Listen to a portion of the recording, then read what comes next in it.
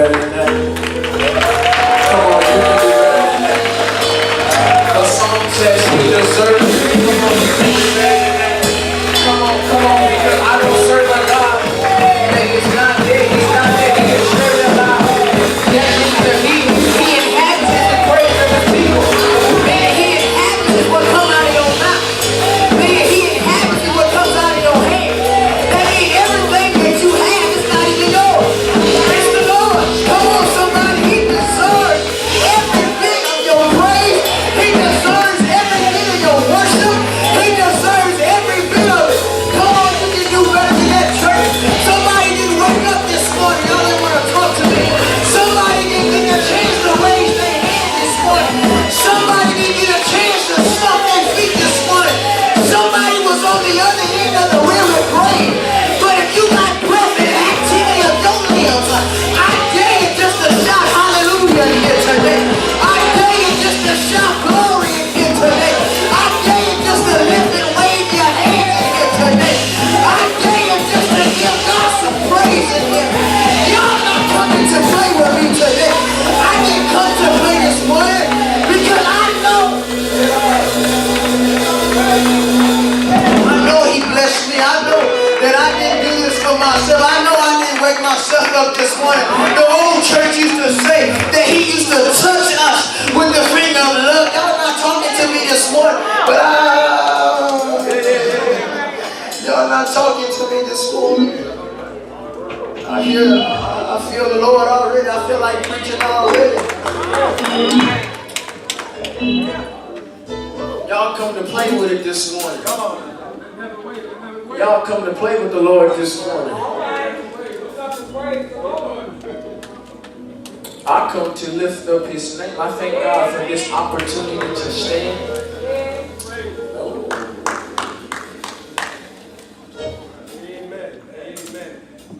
I thank the Lord for this opportunity to stand and proclaim his gospel. God wants to do something in here today. I come on assignment for Youth Day, but I honestly believe every time that I come, I've only been here twice, but I just believe that God has a word for the whole entire house. And I fight God on it all the time. But I really believe that God is on assignment for the house of St. Andrews this morning. If you have your Bibles, could you please turn to Acts chapter 9. Acts chapter 9. And this is a two-part series. I'm going to do part 1 this morning, and tomorrow night I'm going to finish it off. But to just title the series is The Encounter. Just to title the series is The Encounter. I just want to just give honor to who I serve, to the pulpit this morning, to Pastor Harwell, to the appointees that is serving this pulpit with me this morning, to the deacons of this church, to the brothers of this church, the elders, the deaconess, whoever it is, the ushers, the choir. Y'all sung so well. Give them a hand clap of praise. Y'all can do that because that can be somewhere else. They don't have to be in church in the morning, but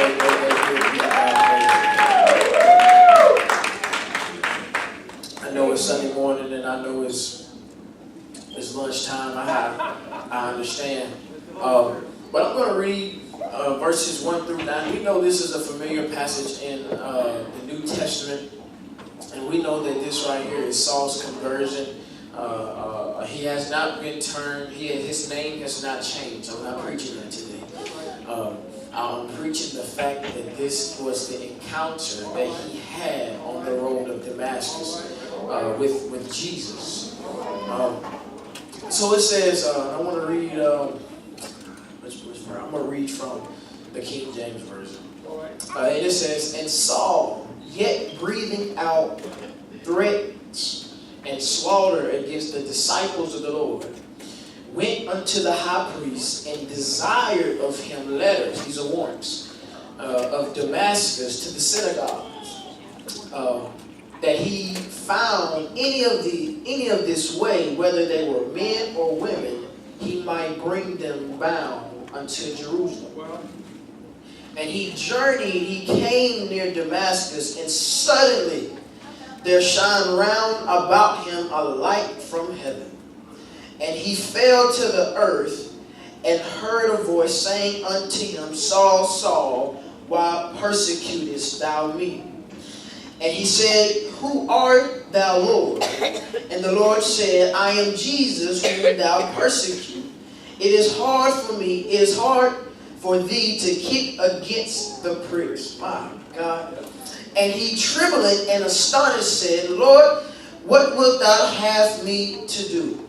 And the Lord said unto him, Arise and go into the city, and it shall be told thee what thou must do. And when the men journeyed with him, stood speechless, hearing a voice, but seeing no man. And Saul arose from the earth.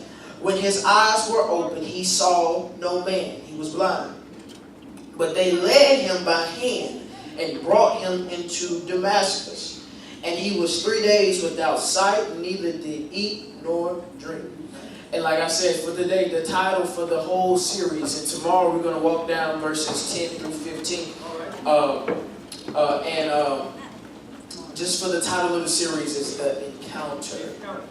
It's the encounter. An encounter is an unexpected experience or to be faced with something difficult or hostile. Today we're going to deal with a specific encounter that changed someone's life forever. The person name is Saul. He persecuted the church by killing Christians. He was stoning Christians in Acts chapter 8. And previously in the Acts, he's famous for stoning Stephen. And he would just continually attack the church by putting Christians in jail for just simply believing in Jesus.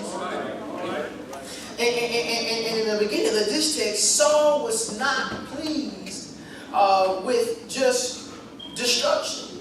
So he was not pleased with just killing people. He wasn't pleased with just taking people into captivity. He was not pleased. So he went to the high priest, and he was not happy with the work that he was doing in Jerusalem. So he went to the high priest and he tried to get things against him. Really quick, can I just give you a little heads up about the enemy?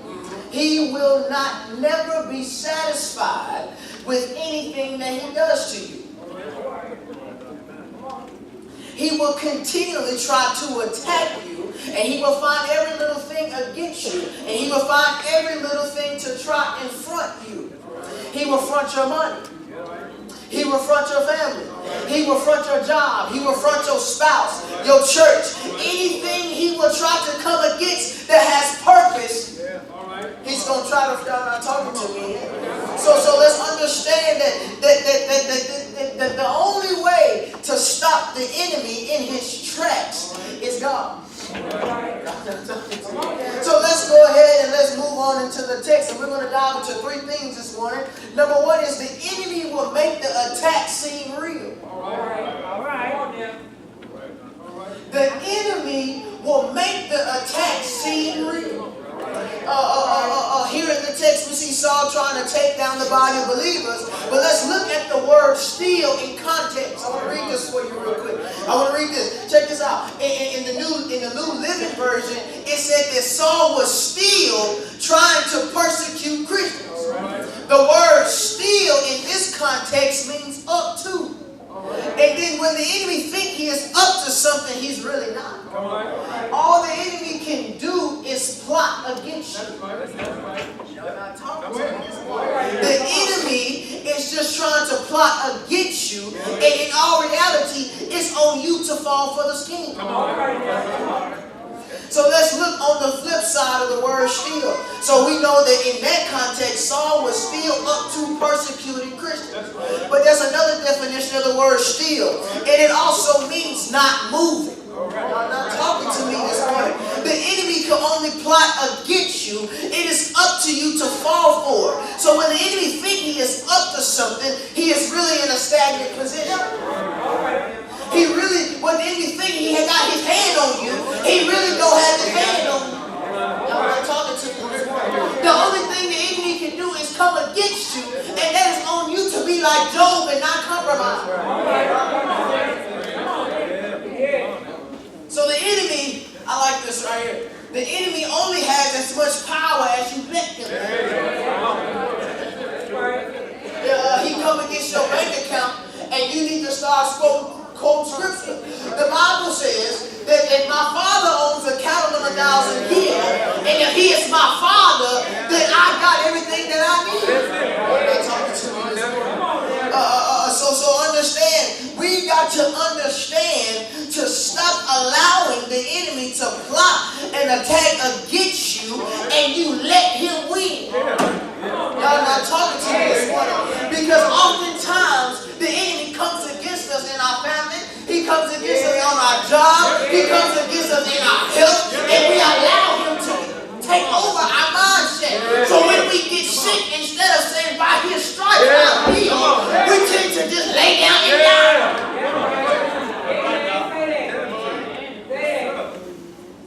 The devil, so he makes the attack seem real. Let me check this out. So Saul was not pleased with what he done. So he had to go ask for permission. He had to go ask the high priest for permission to get warrants, so that when he went through Damascus, if he saw anybody praising and giving God praise, he would have something just legal. God not talking to me. The enemy gotta go back to God and say, can I touch Pastor Harvey? Y'all not talking to me. The Bible says in Job that the enemy was searching who he may devour, and God said, have you considered my servant Job? I hear the Lord say, have you considered St. Andrews this morning for a test? And if you pass the test, there is reward.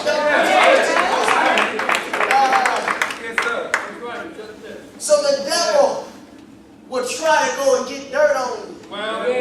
The devil will try to go and gossip about you and try to find out certain things about you. The devil will use your past, and that his biggest dirt that he had. Well, you might have been an alcoholic, you might have been a cocaine addict, you might have been a cheater, you might have been a liar, you might have been anything, and the devil will try to use that against you so that you will go into your purpose.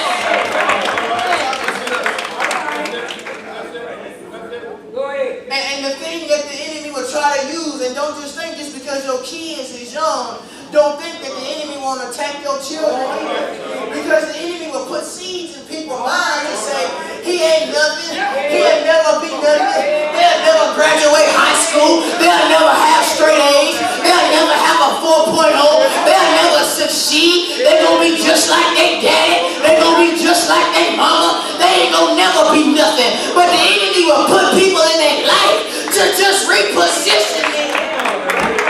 That's why the church has to be in the right relation, in the right position to say, oh, that ain't nothing but a lie, and it ain't nothing from the devil, that ain't nothing but from the pits of hell. You shall succeed.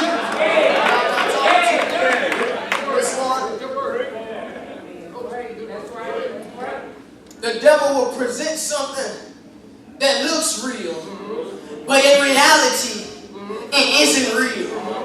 He will present an attack on your job, and it may seem like everything is going wrong. He will present the attack. He will present the attack. It is on you to accept the attack. And a lot of times, the devil will present things in your life, and you be like, ain't nothing but the devil. But God is saying, come on, devil, fight me. Because if I allowed you to go to him, and if I allowed you to do something, that means you need to be in battle position. A lot of times we just turn from the devil, and then we miss the opportunity for God to do a good work inside of us.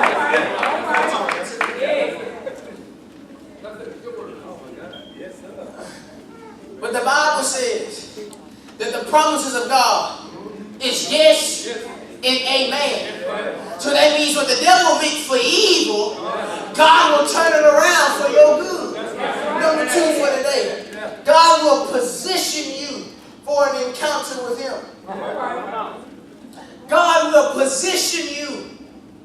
for an encounter with him. So we see Saul, Damascus. Let's talk about Damascus real quick. Let's, when God is up to something, he is actually moving. When God is moving and God is up to something, God is not stagnant. God is actually moving. So understand, when we say God is up to something, he is actually up to something. Okay? So understand, Saul was on his way to Damascus on a horse. The text doesn't really say on a horse, but we take that in context because he was knocked down. So either he was either walking or he was on the horse. I want to use the fact that he was on the horse because Damascus was a long way, and I'm sure Saul was not walking. So would you walk from here to Memorial Parkway? Not a big help. So let's see this. So Saul was on his way to Damascus on a horse. It was a spiritual setup. Look, hear me. It was a spiritual setup for Saul. Saul was on his way to the city where the places of worship were set up, where the synagogues, where people would go in and worship, and people would go in and do stuff. So he was on his way to the city where they worship God. Hello, Walls. He was on his way to the city. He knew that there was synagogues. He knew that there was places there, that there was Christians. So it was a spiritual setup. Oh, help me, Holy Ghost. So there's two parts. There's two parts to this. It might make some people mad when I say this, but it's okay. A lot of us are some Sauls. We are too busy on our high horse.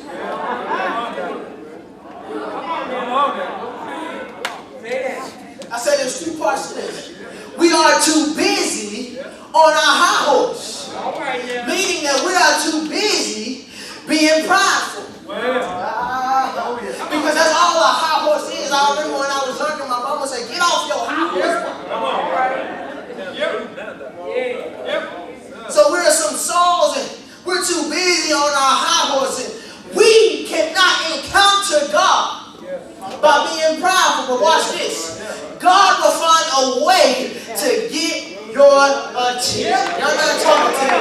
A lot of us is too busy with life, hustle and bustle, and we have forgotten about God. We have put sports before God. We have put money before God. We have put our kids before God. We have put everything before God. But the Bible says, and we have started idolizing things, but the commandments teaches us that God is a jealous God, and there shall not be any other gods before him. And right there where you put yourself in the position to be knocked down.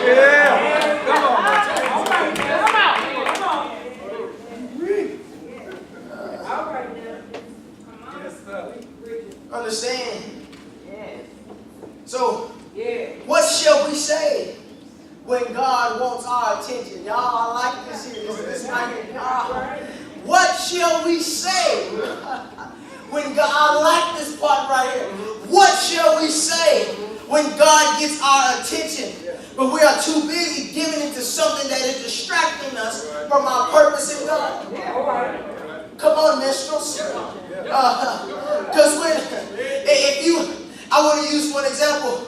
If God has given you something and he is telling you to perfect it, he is giving you the ability to preach, he's giving you the ability to pray, he's giving you the ability to sing, he's giving you the ability to do anything in the kingdom.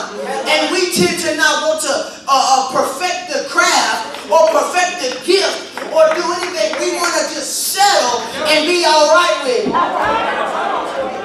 God will find a way. You'll get on the keyboard one day, you're like, I can't hear. Oh my God. Or you get on the drums one day and you missing licks. Or you get up there and you start cracking. But God is trying to get you to understand that I'm giving you this. The Bible talks about talents. And I'm not too familiar with it, but the people who gave God their talents, God rewarded them. And the ones that went and buried their talents, God didn't even, the parable said that it didn't even work.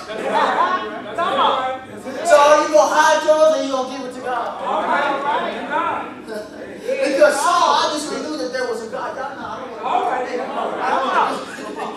gonna move on. So when God wants our attention, He will get it.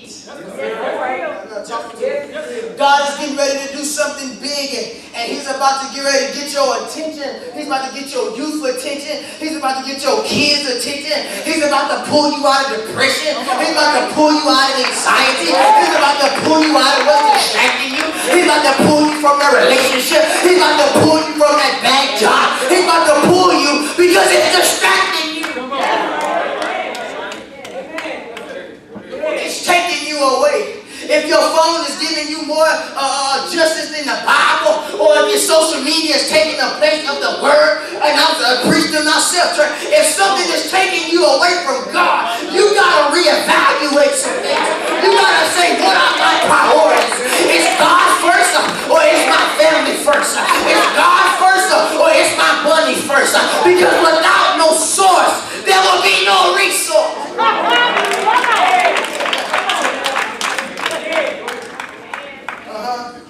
He's about to knock you off of your high horse, because what you think is keeping you high, God will use to put you in position. And thank you, Holy Spirit. And a lot of us don't even know what our position is. Saul was knocked down. So Saul was either on his face, Saul was either on his back, he was on his knees, he was on his side, but he was in a position that God can speak to him.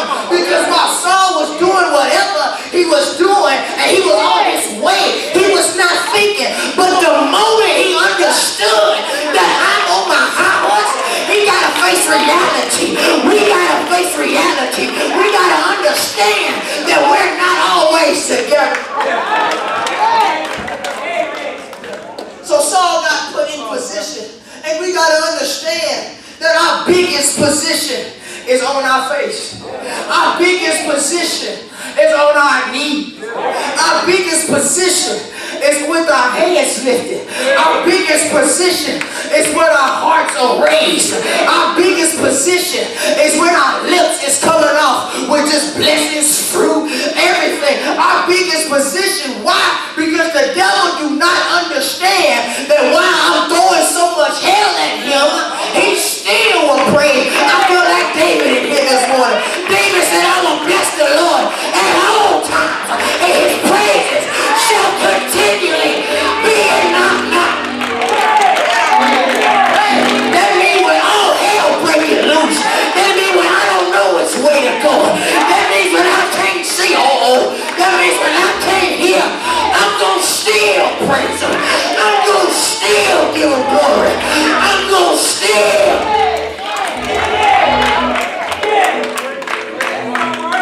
He's about to knock you down. I'd rather get down before he knocks me down. Because when he knocks me down, Saul was authoritative. He led. So when he got knocked down, that messed with him. And oh my God, and the people around him didn't even understand. So Saul, when he got knocked down, you got to understand that God don't care what position you in the church. He don't care if you a pastor. He don't care if you a minister. He don't care if you a deacon. He don't care if you a mother. He don't care if you at the back door. He don't care. He will knock you down. And a lot of us, when we get knocked down, now we become exposed to say, now what you gonna do, Saul? Now what you gonna do? Who knocked you down, Saul? Like Biggie said, who shot you? Or who was that Tupac? I don't know. But can I tell you that you're gonna be able to say, and when he puts you in position, it's how you respond. We're finna go there. We're finna go there. Jesus said, and this is Jesus. Now, Jesus already ascended. And the reason why it's Jesus is because Saul had to become an apostle. And the apostles are the ones who really walked with Christ. And I'm not that's controversial to the day's day. But Saul had to see Christ. Saul had to see Christ so that he would be named an apostle.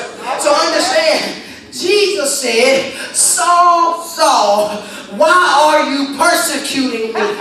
God will speak to you when you are least expecting it. Y'all not talking to me this morning. You understand? You have to know the voice of the Lord. I like y'all saying y'all know me. Hear me when I say it. Understand this. Saul replies with the respect. That's right. Come on, man. Come on. I'm gonna really make some this man right here. If you can't say amen, just say ouch. Understand this. Oh, Saul replies with the respect. A lot of us don't even have a respect for God anymore. A lot of us don't even give reverence to God's name anymore. I'm not talking to me. So hear me. Because of Jesus, now don't get me wrong, because of Jesus, we have a little more leeway to the throne. Okay? Back in the Old Testament, they had to go from the outer court to the inner court to the holies of holies. They had to go through things. They just couldn't get to where the Ark of the Covenant was. They couldn't just go behind the veil. But because of Jesus, it has given us a little more access. But just because we have Jesus, that does not mean we disrespect.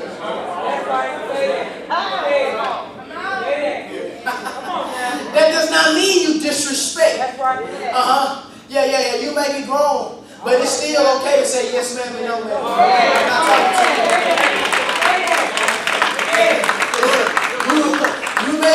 You may be a seasoned saint or a senior saint, but that still does not give you the ability to disrespect who's up here in this pulpit. I'm not talking to you. I'm not talking to you. So understand this. We've lost it because of the lack of connection we've had with Him. A lot of us thank God. It's just something that we come in here and we just do. But God is tired of us just doing. Then God is going to look at, what are you doing? We having this and we having this and we having all these events, but ain't nobody getting saved.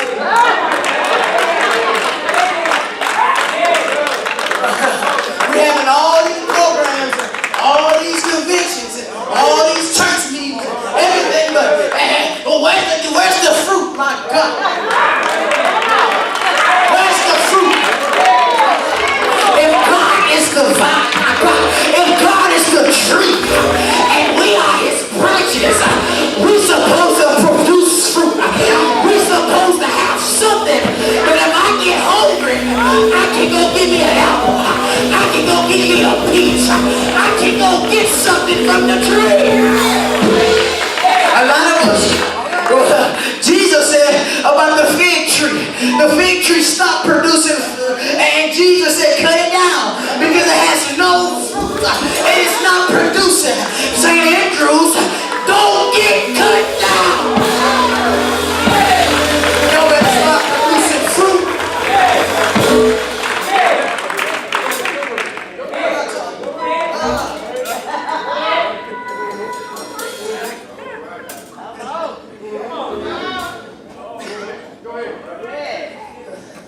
So, we've lost it because we have no connection. Jesus replied, and He continues to say, you hurt yourself by trying to hurt me. A lot of times, we put our own selves in situations that God never meant for us to be in. They're not talking to you. Watch this. Even though His plan isn't for us to be in it, He allows us to go through situations to develop us as believers. Hear me. In the midst of the situation, you will find yourself asking God for instructions. God speaks to us. He says, go do this. And we say, okay. Let's go. That's good. But we got to get back into a position. We got to get back into a prayer. We got to get back into awe to say, okay, God, I'm going to go, but I need you to show me. God, if you don't show me, I need you to give me instructions on how to do this. You have the biggest business plan inside of you. And you have the biggest idea inside of you. But you got to understand that if he said do it, he's going to give you instructions to how to do it. But so, a lot of times, God will give you instructions right away. But sometimes you got to tear it for the instruction. A lot of us just want to get the okay to go do something, but we don't want to pray for the instruction on how to do it. And you wonder why, when you do something for God, or if you plan something so big, 3 people show up.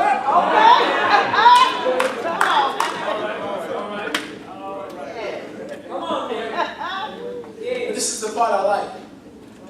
This is the part I like about Saul. Here we go. Move on. Here we go. So verse 6 says, Saul was shaken and surprised. Then he said,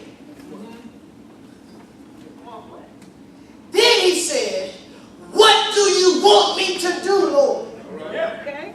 The Lord said to him, it's instructions. All right now. Come on. Saul said, what do you want me to do, Lord? Jesus replied back and said, get up, go into the city, and you'll be told what to do. God, you told me to go into the city. And then you'll be told, okay, so you gave me instructions for the first step. Now I gotta walk into the city, and he don't even understand he's blind. Okay, God, that's easy. When I open my eyes, I was just going into the city. Y'all not talking to me. But can I tell you, hear me, watch this. Watch how God works here. And it says, watch how Jesus works here. God won't leave you hanging. Yes, that's right. Even though it may seem like he is far, he's right there. Even though he may not, things may get tight, he's there to loosen up the situation. Come on. Here, check this out. Let's talk about something real quick. Let's talk about our bodily senses real fast. And real quick. So Saul don't understand that he's got knocked down. He's surprised and his eyes is closed because it's light. You know, when the light turn on, y'all. The worst, this to the students right here, to the college people. The worst time is when y'all been watching a movie in the classroom, and the lights off, and it's just the TV, and then you kind of fell asleep a little bit, and then they turn the lights on, you're like, oh, what just happened? You're like, what?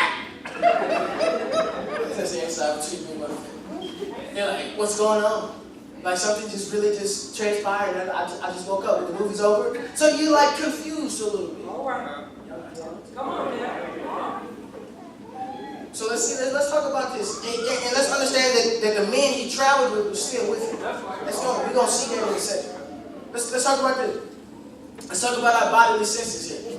So number 3 is the will to surrender even when you can't see.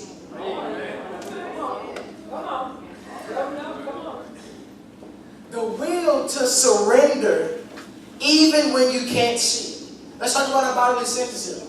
Typically, if something goes wrong with one of our senses, the other sense increases in its capacity. So if you can't hear, your eyesight increases so you're able to understand sound.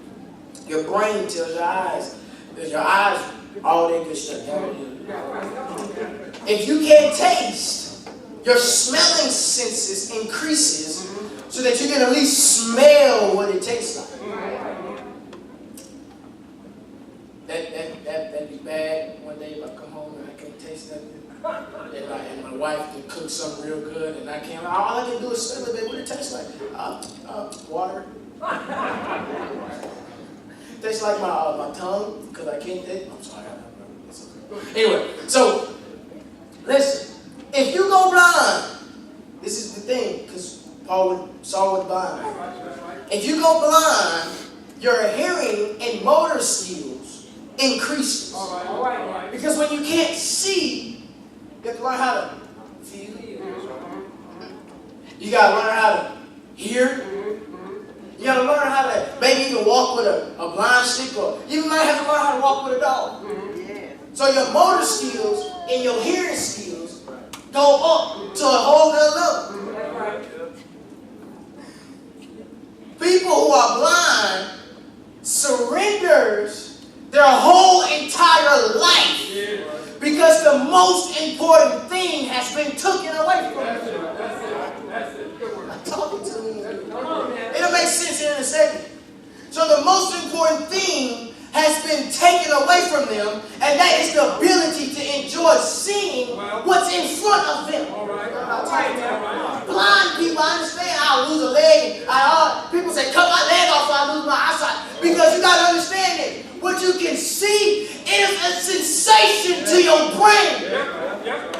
All right, come on. Spiritually, watch this. Spiritually, some of us has went blind. And instead of us allowing our spiritual senses to increase, we've just laid down and died. All right. So Saul lost his eyesight for 3 days.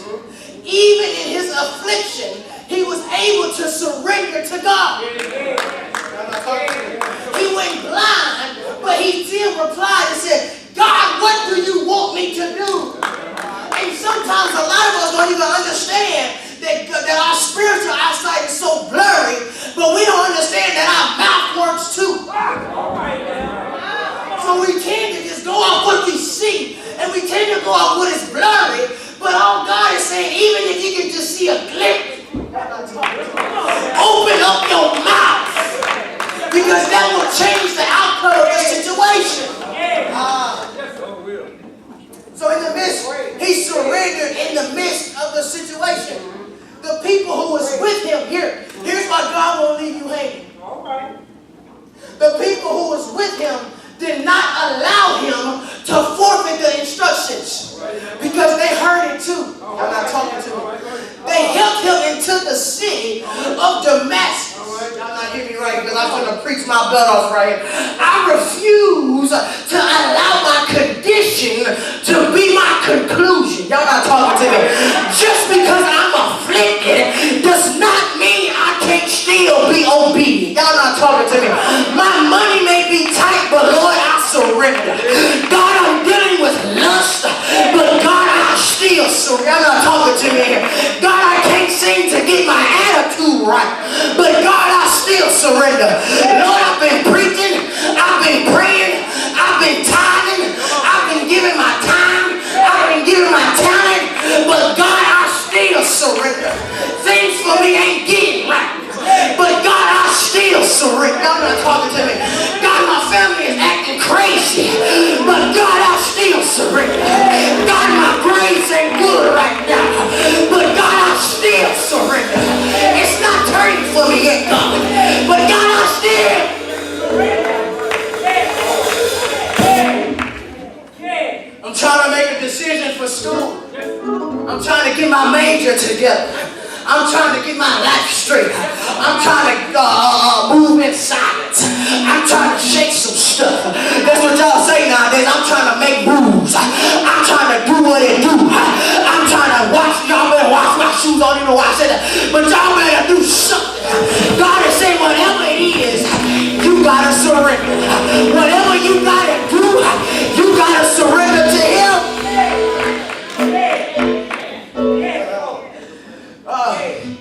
You surrendering, and I'm closing here.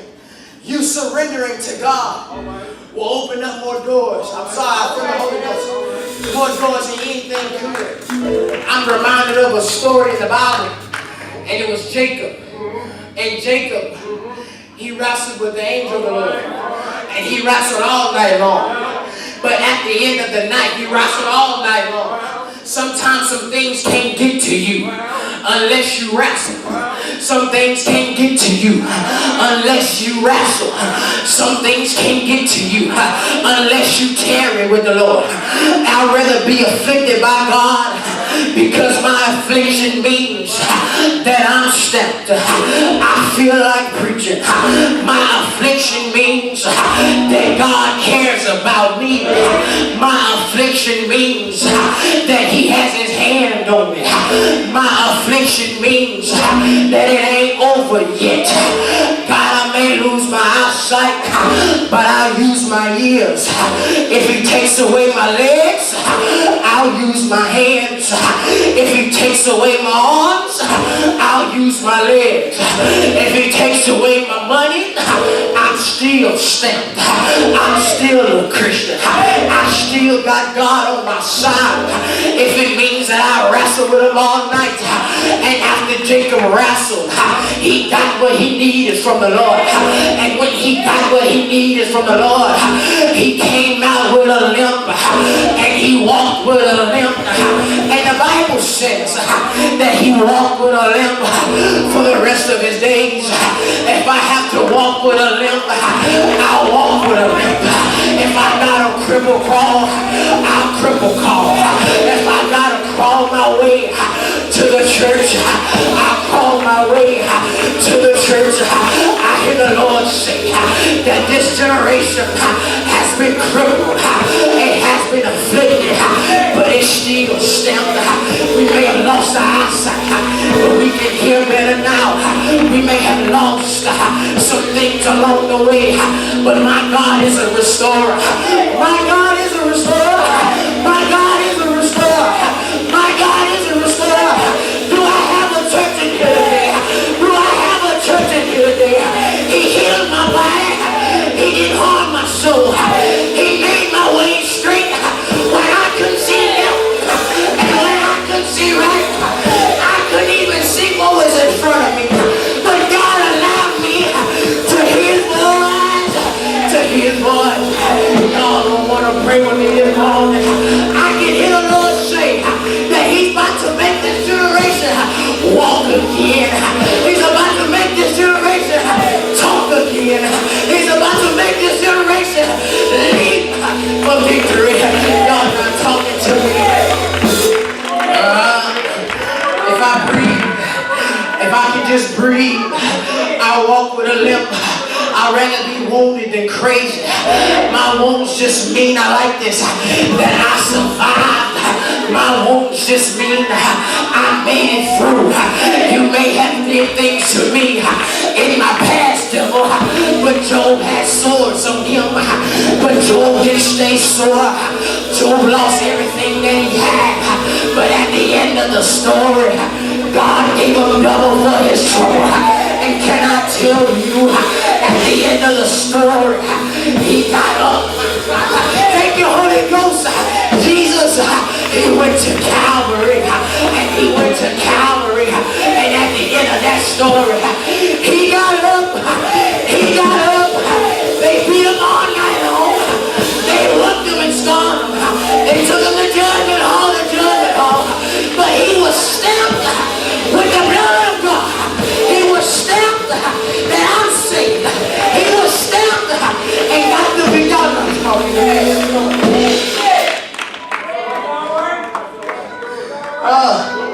The Hebrew boys, they went into the fire first. But can I tell you, when they went in, thank you, Holy Ghost.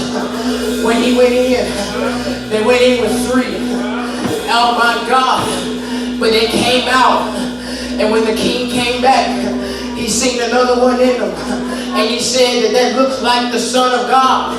Can I tell you that whatever fiery situation that you are in, God is with you. I came out the furnace with no burn or not even a sick. If it means I survived, I'll take it. I'll take it. Y'all not talking to me this morning. If it means I survive, I may have got a dime in my bank account, but I survived. I guess God ain't never done nothing for y'all. Because if it means that I woke up this morning, I survived. God knocked me off my high horse. But if it means that I survived, I'm not talking to me.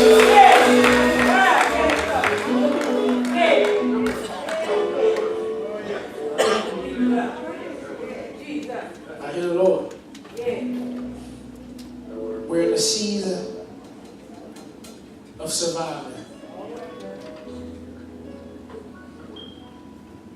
I'm going to take my seat here. We tend to lose in the battle. But I hear the Lord say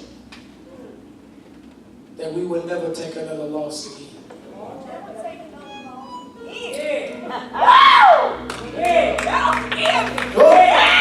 There go one. I heard the Lord say, you'll never take another loss in your life again. I don't care what the denomination may say on the billboard. I don't care. God says that you will never lose again. You'll never be broke again at the end of your life. You gotta start claiming it. You gotta start making preparations. God said, I hear the Lord say that it is your winter season. And I know that's a prophecy all over the world. And I come to just put it in the atmosphere in this church that you will never go through another situation where you won't console God. I didn't say it's not going to be hard. I didn't say it wasn't going to get tough. I didn't say you may lose some small battles, but we're going to win the war.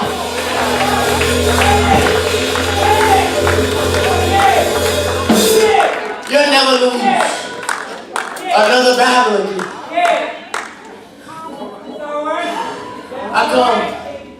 I come to go ahead and nip it all in the bud. All over your youth. All over your college grads. All over your young adults. I speak and I declare that you will have an undefeated life. That you will have an undefeated season. That anything that comes that may look bad, that may make you sad, that God is with you. And there's nothing that anybody or anything that they can say or that they can do that's going to take them away from the promises of the Lord. I speak yes and amen over their life. I speak blessings and glory over their life. A's and B's. College scholarships. Come on, church. I speak it. I dare you just to, if you ain't mama or dad, I dare you just to start grabbing things out the atmosphere. I dare you to just start grabbing stuff. I'm gonna get my joy back. I'm gonna get my peace. I'm gonna get my love back. I dare you. Whatever it is. Y'all not talking to me. Now tomorrow night we're gonna be able to look at it and say the scales fall off. I promise I'm gonna give you what you want tomorrow. But I come today to just get you to understand that parents is the word for you. If you are on your high horse, I think that you better just go and get off now. Because I just feel God. And this ain't nothing bad about it. I just feel God getting ready to knock some people off their high horse. And I don't know what it's going to take for you to love on your kids. I don't know what it's going to take for you to bring your kids to church. I don't know what it's going to take for you to pray for your baby. But if you don't start doing it now, God is going to knock you down.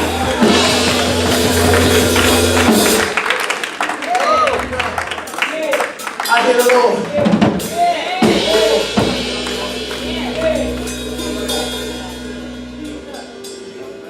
They will not be failures.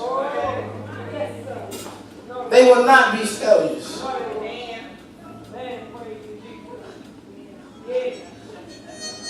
I'm sorry, I operate in the prophetic, but I just want to touch them. That's all I want. I just want to just touch them because I just feel what is on me right now. Let me share something with you. I graduated high school with honors. I graduated and I went all the way to Faulkner State in Bay Minette, Alabama. I got down there. Don't stop playing. I got down there, and I went down there for the wrong reasons. I went down there because I felt like this is where I needed to be. Look, the college was smaller than Calhoun, and I had to struggle for me to get to college. And I knew that wasn't God, because God doesn't allow, God will open doors for you. God opened doors for you. Hear me, college grads. Hear me, students, when I say this. I went down to school. Now I'm overbooked. I went down to school and I had to drop out 2 months in. I had to drop out 2 months in because I got to a place where I was like, God, I don't want to be here. I'm not excelling in my class. God, I learned all this in high school. I just can't comprehend. But the Lord told me I got ready to open the door for somebody. And when I opened that door, God said, this is either going to shake you or it's going to send you back to Athens, Alabama. And I said, Lord, whatever you got to do. I opened the door and he sent me right back home. And when he sent me home, it was a peace that was over me. Y'all not talking to me. There was a peace that was over me that really surpassed all understanding. I did not understand why I had to go 6 hours away. My mom was like, don't go. My brothers was like, don't go. You're going to get yourself in a situation. And when I got back, I was like, God, I said, okay, I'm back now. I said, I'm preaching. I'm doing all this. And then God put me in another situation. A lot of you don't know, but last year, when I came to preach, and let me tell you how God put you in the right relationship with Him. Last year when I came to preach, I was not married, but I had Abel on the way. Look at me like I'm crazy. I don't care. That does not disqualify me. That's the anointing that is over my life. So understand me. I told God, I said, you can put me in this. I said, I put myself there. I said, God, but this is what you ordained. I said, so what I'm going to do is I'm going to put myself in the right relationship with you. And I married my wife. I married her kids. I married her family. And ever since then, God has been doing this. Just raining blessings on me. Just raining blessings on me. Because I decided, y'all not talking to me. I decided to not be another statistic in the American system. I was a black college. That's what they wanted me to do. Was drop out and not succeed. I don't care. Because I know what God has over your life. Can't nothing. The Bible said when you're in His hand, can't no man pluck you out. But young man, I just want to shake your hand, man. I just want to shake your hand and tell you are more than a conqueror. You are the head and not the tail. You are above and not beneath. You are a lender and not the borrower. You shall do it and succeed. I speak Jeremiah 29 over your life. For I know the plans that God has for me. Plans to prosper. Plans to not harm me. To protect me in all of my days. I just feel the glory all up. Y'all got a blessed student ministry.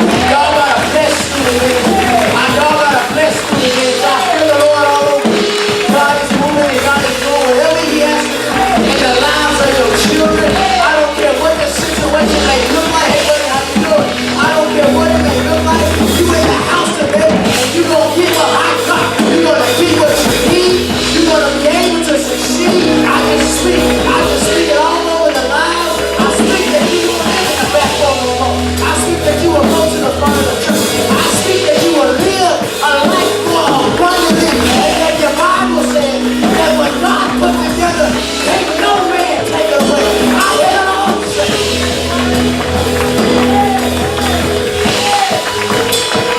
I hear the Lord. What a college grass at? What a college grass at? Did I miss the college? What a college grass at? I just want to come and touch you. I just want to make sure. I just want to speak of protection over you. Hold on.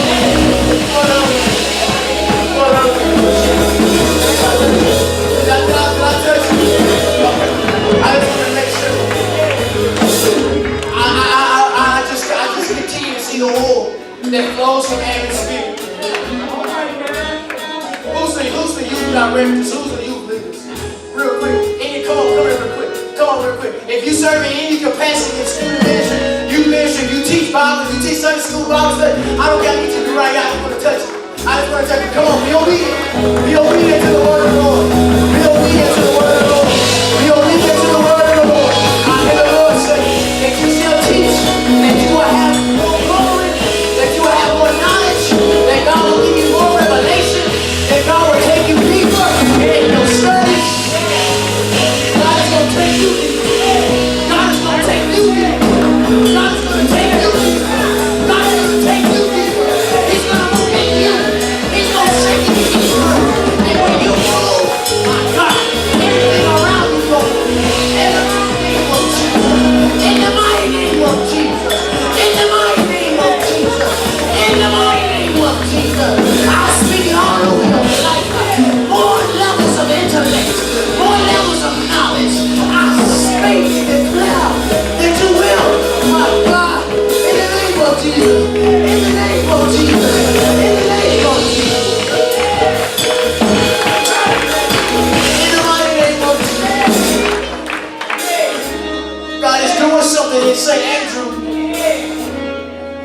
Pastor Harwell, stay on the wall. Keep building.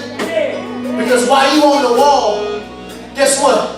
Come here for a second. I want you to build. I want you to act like you're building something. Turn around and build something real quick. Like, come here. Now, real quick. I want you to turn this way. And you protected him. Because he was building, they had workers on the wall and they had people to protect. My God. They had people to protect. So when I come and try to attack Pastor Harwell, I need you to keep me away from Pastor Harwell. So we coming for war. We gotta start protecting. We gotta start protecting. It's shaking, it's shaking. It's moving, it's moving. Something is going on in the atmosphere. Something is going on in the glory realms. We gotta start praying for your man of God. We gotta start believing in the man of God. We gotta start standing behind the man of God. Because while he goes to the Holy of Holies to intercede on behalf of you, you gotta be able to pray for him.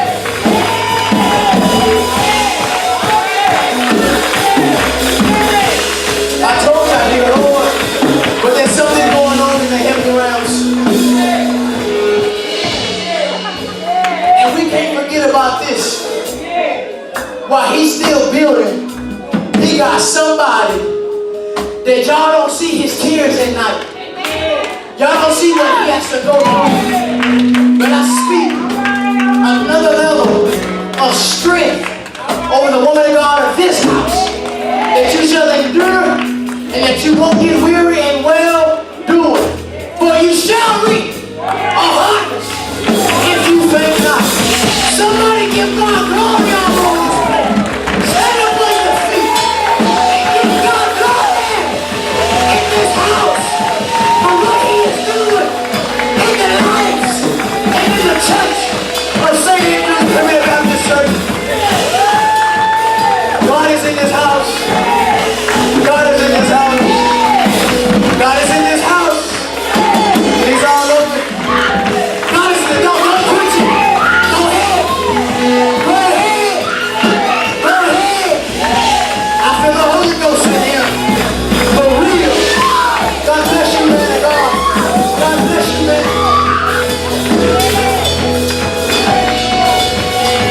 God bless you. Everybody out there.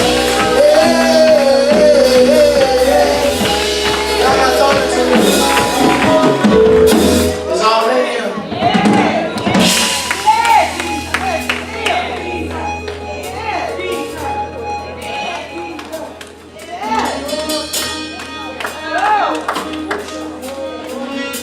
It's all right, I'm just me.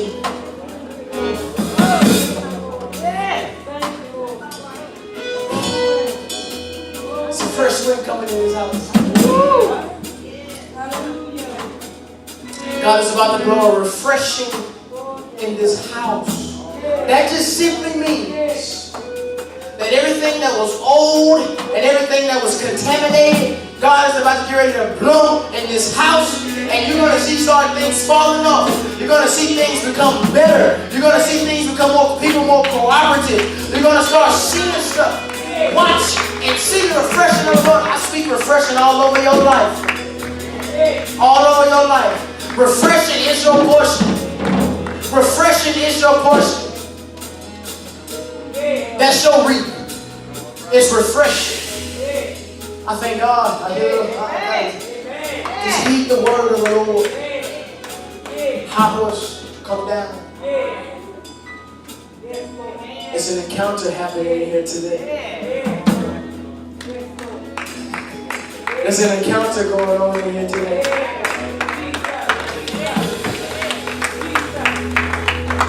Thank you.